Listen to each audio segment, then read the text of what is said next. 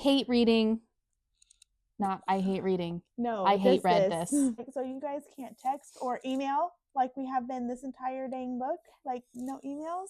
You can't hear an email. I made a note of that later. I made a note of that. I think I know where The you're going to phone mark call. because then I made a mark there too. Consistency. There is none.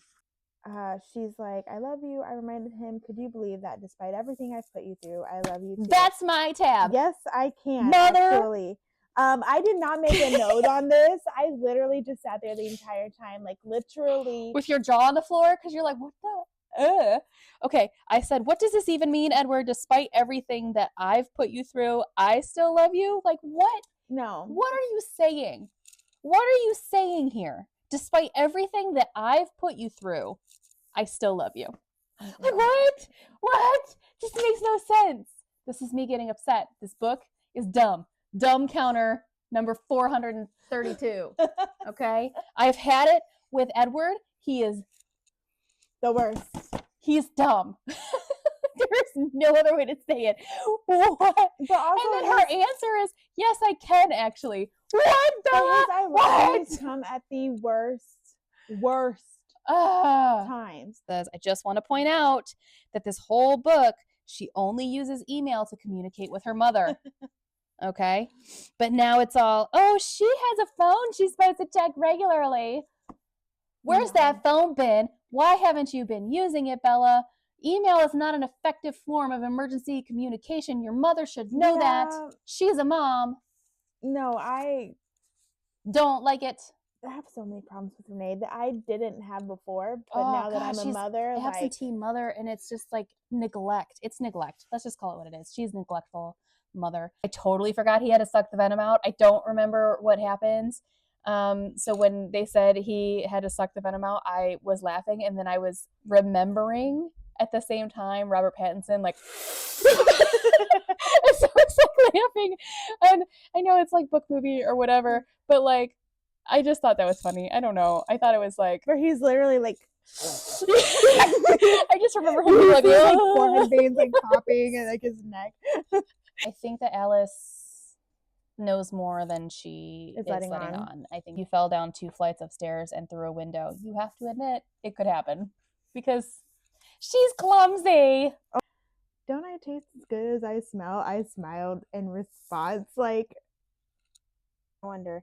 He leaned in slowly. The beeping noise accelerated wildly before his lips even touched me.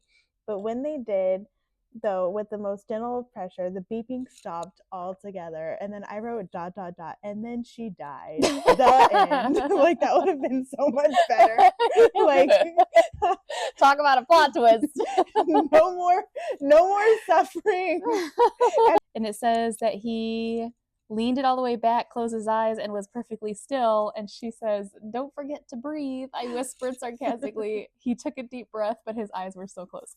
I just made a note that it was so funny because, you know, vampires don't have to breathe, and Bella's got a joke. So a little bit later in that, like when Renee comes in, I put a red flag where she's like looking back and forth between Bella and Edward, and she's like, is it this boy? And I'm like, why the fuck did this conversation happen sooner? Oh yeah, because you only email your daughter, Renee.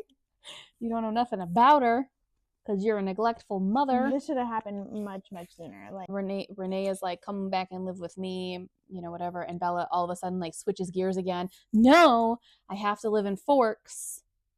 I have girlfriends. I'm settled at school. I have Edward, whatever. They're talking about that. And she says, and Charlie needs me. He's all alone up there and he can't cook at all. And I'm thinking in my head, like, Charlie in the movies is so different than Charlie in the books. Yeah. In the books, he's like this helpless, bumbling, clueless dude. And in the books, or in the movies, he was not like that. No. I don't know. And so the fact that she thinks that she has to mother Charlie, like, he's an adult man. He had to have survived without Renee and Bella, because obviously he is a successful police officer. Yeah. So like, he is capable. You don't need to stay for Charlie. Why are you doing that? And the fact that he lets her do that makes me...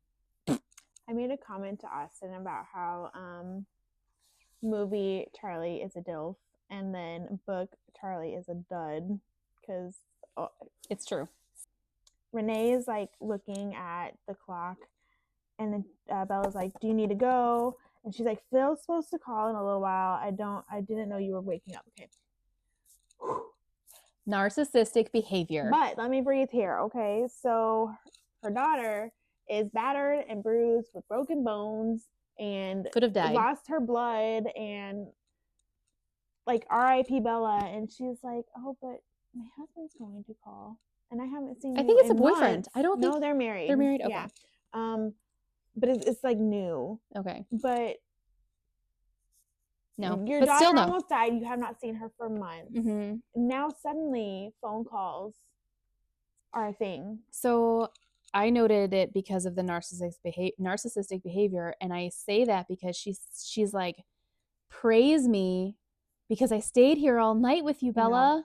I stayed with you all night. I slept here for you, and now I need to go take this phone call.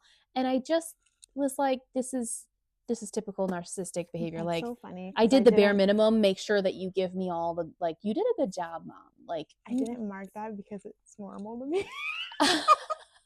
It wasn't. I'm sorry. Nope. Renee, you are a terrible mother. The worst. He says, I don't want to be without you, Bella. Of course not. And I'm mad at that. I'm mad at that because he doesn't say I want to be with you. Right. He says I don't want to be without you. And that is a terrible way to be in a relationship. Like, just because you don't want to be without somebody is not a good reason to stay with somebody. So I don't like that. That's yucky. One of those things where like you want to hear like, I couldn't survive without you. Like, I just don't want to be without you. Like, it's boring. It's gross is what it is. It's gross. I was like, I've been struggle reading for like the last the whole book, but then I wrote, I am so over this shit because I can't deal with it. It's so dumb. He says, I refuse to damn you to an eternity of night, and that's the end of it. And then my thought was like, you're out in the daytime all the time. Right. Like, what are you doing? Like, that's not a reason. But also, she like threatens him the next line. She's like, fine, if you're not going to do it, I know other vampires. Which, like, good for you, Bella. If you really want that, I guess, like, go for it. Hang on. That's technically, we could stop reading and we're done. But we have the stupid epilogue, which is like flipping worst. When he goes, hello, Tyler, this is Edward Cullen. He can hear Tyler on the receiver, so he smirks. But I was laughing so hard because I'm like, Tyler's got some balls. Like, I know. Really so assume funny. That ever she literally rolled out a window and crashed and almost died, that she's still going to go to prom with you. Like, Tyler, what are you doing? He says in this epilogue that he brought her to prom because he doesn't want her to miss anything. I don't want my presence to take anything away from you if I can help it. I want you to be human. I want your life to continue as it would have if I had died in 1918 like I should have.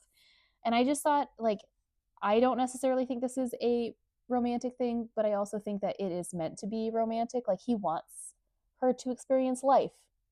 And that's a nice sentiment, even if the execution is poor.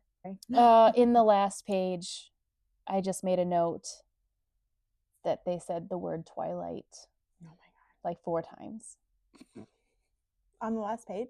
Mm-hmm. I said, how many times we gonna say it, girlfriend? She wants you to know that the book is called Twilight. Yep. It's a special time of day. For this to be the twilight of your life, though your life has barely started, you're ready to give up everything. Like, he said it, like, in that same context, like, multiple times. Okay. I hate this ending. I hate the ending. It doesn't make any sense. He isn't clear about why he won't change her, saying stuff that leads her to think that he does want to change her, but then she just repeats it back to him. I didn't like it. So, finished. The end. Okay, so that's the end of Twilight. That's the end. And we're going to do our little ending, and then we're going to do another video to talk about our final thoughts on this book. So it's going to take a while. Ha ha ha ha ha. Dun dun dun dun. Da, Bye. Come back for final thoughts.